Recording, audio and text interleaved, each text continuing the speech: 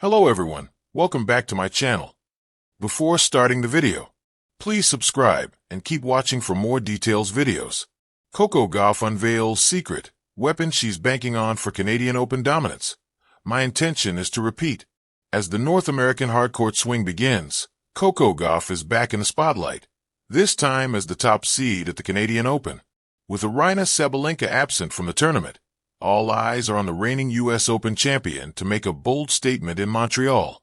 Gauff, who has steadily cemented her place as one of the fiercest competitors on tour, is returning with fresh energy and a secret she believes could give her the edge. A clean slate and a clear intention. At just 20 years old, Gauff has already dealt with a mountain of pressure throughout her career. But instead of crumbling, she continues to evolve. From her breakthrough at Wimbledon as a teenager to her triumphant U.S. Open title last year, Gauff has proven that she thrives under expectation. Ahead of her Canadian Open campaign, she admitted that the change in surfaces, from grass to hard courts, can be tricky, but it's something she's preparing for with clarity and confidence. Tennis forces you to adapt all the time to new situations, so you always have to be prepared for those changes, Coco Gauff said, underlining her readiness. Now my intention is to repeat the same move and have a good North American tour on hard courts. The secret behind Coco Gauff's preparation. What sets Gauff apart, according to her, is something many players might overlook: her foundation on clay courts. While clay is typically viewed as a slower, more demanding surface, Coco Gauff has discovered it offers a lasting advantage even when transitioning to faster hard courts. The secret is in all the previous work, both on the court and with my physical trainer in the gym, she revealed. The time on clay still has a very important effect due to the mobility that is needed to move well on clay. That mobility, combined with her intense fitness regimen, has allowed Gauff to approach this phase of the season with a unique level of sharpness. Her adaptability and mental resilience are quickly becoming hallmarks of her game, qualities that will be crucial as she leads the field in Montreal. A legacy in the making. Having already conquered New York and made deep runs at Roland Garros and Wimbledon, Coco Gauff is quietly piecing together a legacy few in her generation can match. With her eyes firmly set on the Canadian Open trophy, she's not just chasing another title, she's building momentum towards something bigger. The tennis world watched in awe last year as Coco Gauff stormed through the North American summer swing, culminating in her glorious U.S. Open title run. Now, as the Canadian Open returns to the bright courts of Montreal, a confident and evolved Coco Gauff steps back onto the big stage, not just to compete, but to dominate.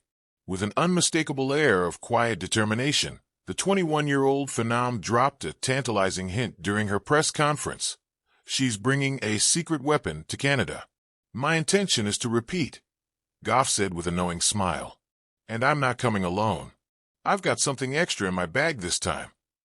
Chapter 1. The Echoes of Last Summer. It's hard to forget the images. Coco lifting trophies under the bright August sun, crowds chanting her name, and her signature forehand ripping through the air like a jet engine. At just 20, she had already become the face of American tennis. But what many didn't see was the toll that victory took. Winning the U.S. Open was life-changing, she reflected. But it also showed me that success isn't just about physical ability. It's about preparation, mental clarity, and staying one step ahead. After the high came the grind. The off-season was not about celebration. It was about transformation. Chapter 2. The Birth of the Secret Weapon. Every elite athlete has a moment of awakening, a realization that what worked yesterday might not be enough tomorrow. For Coco, that came during a late-night practice session in December in Delray Beach. It was raining lightly, the court slick, the lighting dim. Yet she stayed. Beside her was not just Coach Brad Gilbert, but a new addition to Team Gauff, a neuroperformance expert named Dr. Asha Morgan. She helped me unlock a part of my game that was dormant, Coco shared. Not technique, not fitness, something deeper. Gauff had begun training her mind as intensely as her body. Through a fusion of neurotracking drills, performance visualization, and strategic mindfulness, she had developed what she now calls her mental grip, a tool to refocus, recalibrate, and control matches from the inside out. It's my secret weapon, she whispered to a group of reporters in Montreal with a wink. And it's working. Chapter 3. Dominating Through Presence. On the practice courts ahead of her Canadian Open campaign, Gauff looks different. Not in her strokes. Those remain as crisp and explosive as ever. But in her aura. She doesn't flinch anymore, said former WEA star and commentator Tracy Austin. It's like she sees everything before it happens. Indeed, in a sport where seconds matter and pressure mounts like a slow tsunami, Gauff now exudes a calmness that unnerves her opponents. She's become a chess master with a 120 miles per hour serve, quipped her hitting partner.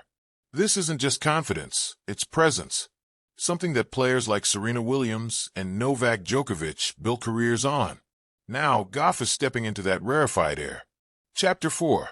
The New Serve and Tactical Reinvention. But Gauff isn't relying solely on mental game upgrades. She's quietly overhauled parts of her physical arsenal too, starting with the most scrutinized element of her game, her serve.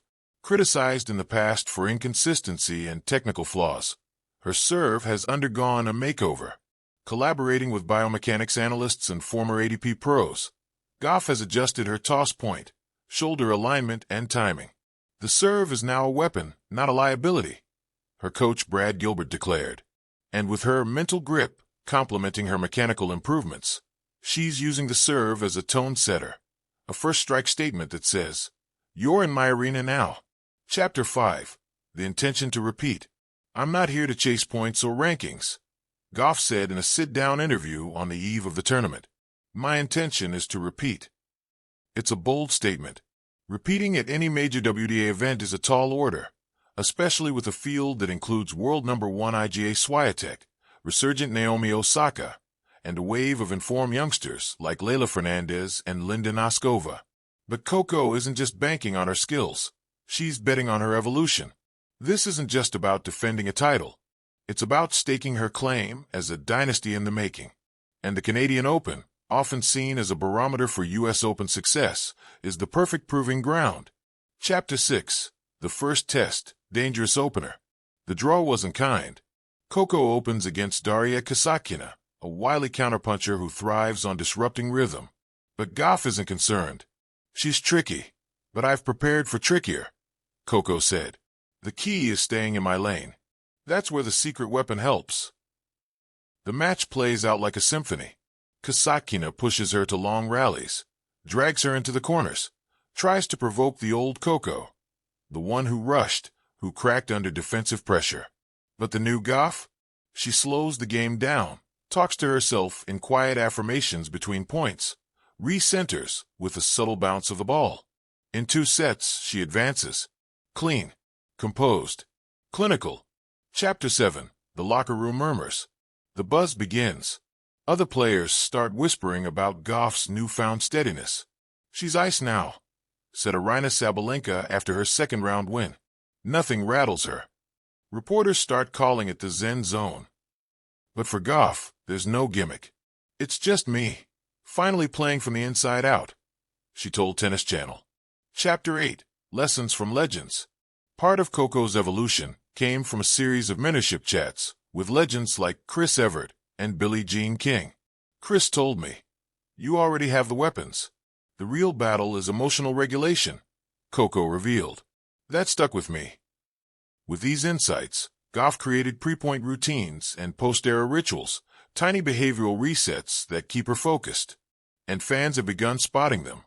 The towel ritual, the 2 deep breaths before a return game, the post-game, hand-over-heart moment of gratitude. Chapter 9.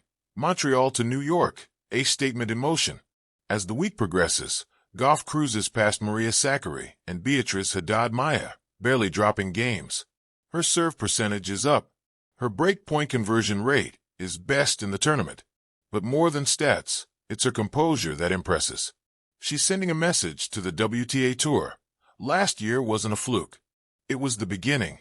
As the final looms, she's set to face Iga Swiatek in a clash of titans. The world number 1, who has often had the mental edge over Coco, suddenly looks a little uncertain. Chapter 10. The Showdown. Final day. The stadium packed. Gauff versus Swiatek. In the opening set, Swiatek comes out firing, jumping to a 4-1 lead. Old patterns threaten to resurface, but Gauff turns inward. Reset, she whispers. A nod to her box, a breath, a bounce, and then boom. She roars back, unleashing winners down the line, daring net approaches, and finally, a tie-break win. Second set, a battle of wills. But it ends with Coco dropping to her knees, victorious, the trophy once again in her arms. Chapter 11. Now you know. In the post-match ceremony, she smiles,